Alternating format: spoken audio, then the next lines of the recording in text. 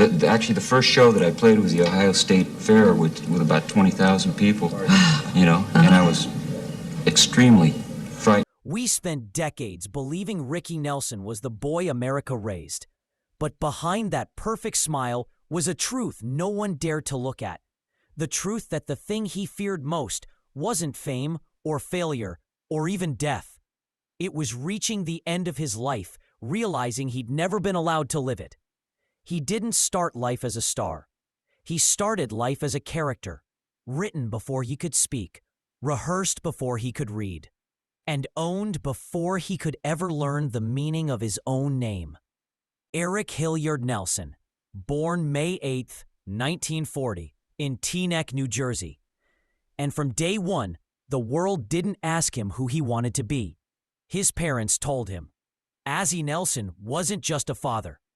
He was a conductor, an architect, a strategist who believed fame could be engineered like a piece of furniture. And Harriet, calm, polished, disciplined, wasn't raising a son. She was shaping a product. The adventures of Ozzie and Harriet made America laugh every week. But inside that house, behind those warm studio lights, a very different story unfolded. Before he ever saw the inside of a classroom, Ricky was learning how to breathe on pitch. Harriet drilled him like a coach. Smile with your eyes. Don't gasp between lines. Keep your shoulders down.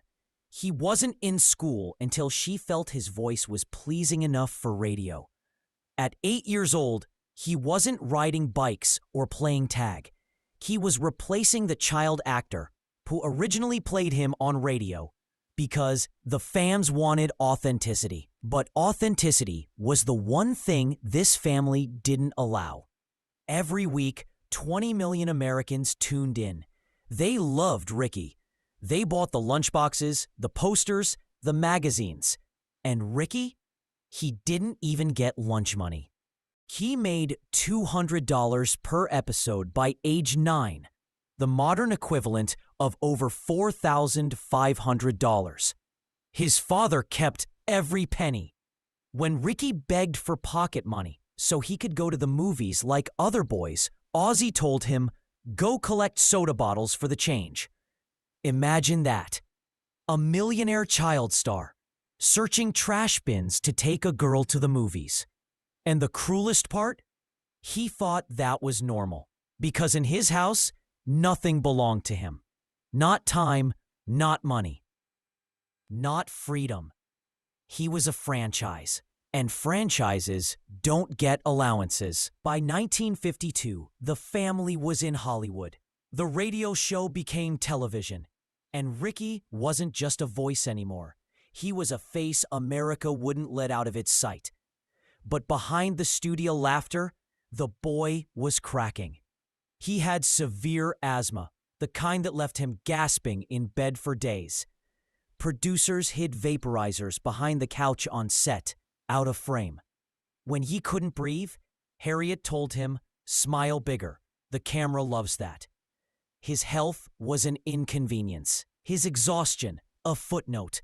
Classmates called him TV boy. He wasn't one of them. He wasn't one of the actors either. He didn't belong anywhere. And the moment that broke him wasn't dramatic. It wasn't cameras or crowds. It was a bicycle. He begged for one at 12, a simple kid's wish. But his parents refused because it didn't fit the image. So he walked, everywhere, past groups of boys pedaling freely, laughing, racing. He never forgot that. Not because he wanted a bike, but because it pee. In 1957, he saw Elvis on TV. Swagger, rhythm, rebellion. Something inside Ricky cracked open.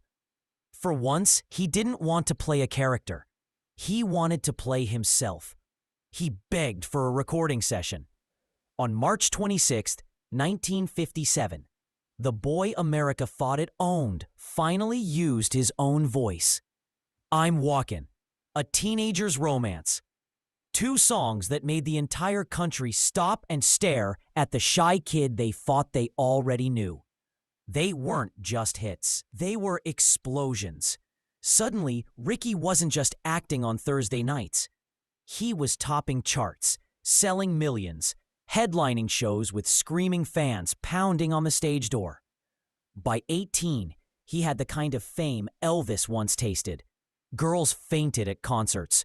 Police barricades failed to hold crowds back. He was everywhere, except free. Because even when Ricky sold 1 million records, Ozzie kept ownership of the contracts. Even when Ricky's songs funded houses, cars, vacations, he got $50 a week. But Ricky wanted to grow up. By the early 1960s, rock was changing. The Beatles arrived. Music was shifting into a new world. Ricky, tired of the clean image, tired of the scripts, tired of being frozen in time, shifted into country rock, long before the Eagles ever existed. Critics didn't get it. Labels didn't get it. But musicians did.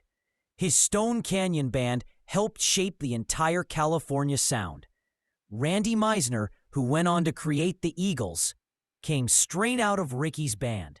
But audiences wanted the 1950s boy, not the man. At Madison Square Garden in 1971, Ricky walked on stage in bell-bottoms with long hair and a new sound. The crowd booed him off. He walked backstage, humiliated, blindsided.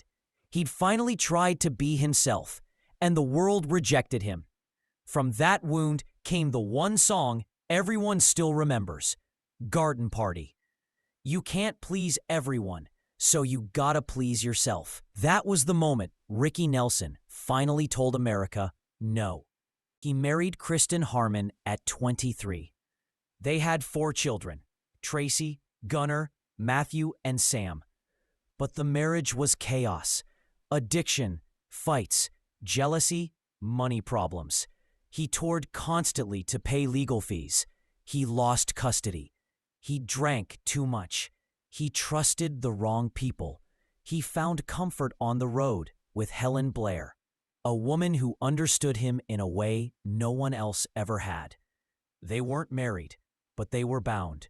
She kept him stable. She kept him breathing. His family never accepted her, and that rejection became unbearable after December 31st, 1985.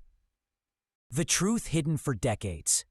Ricky and Helen boarded a chartered DC-3 in Texas. On New Year's Eve, the heater had malfunctioned the previous day. No one grounded the plane.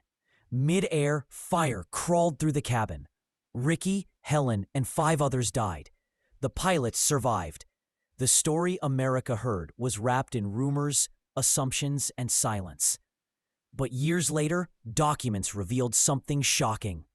Ricky spent his final months fighting for independence from the very forces that controlled his childhood. He was planning a comeback tour.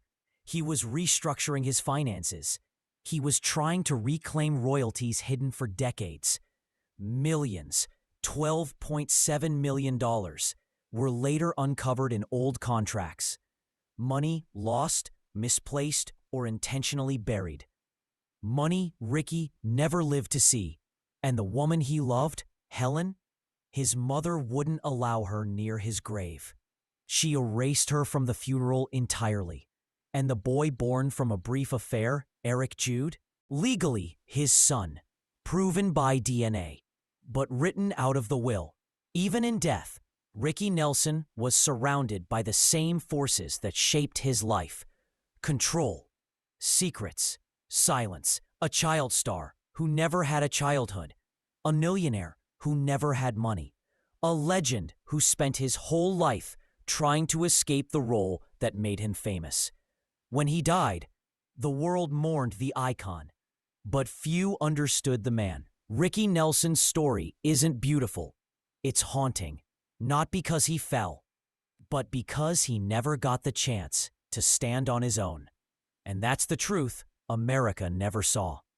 A life shaped by fame, a heart shaped by loneliness, a man shaped by everyone but himself. Yet even in the end, he left behind a song that quietly held the truth of his entire life. You can't please everyone, so you gotta please yourself. It took him 45 years to believe it. The world took even longer to understand.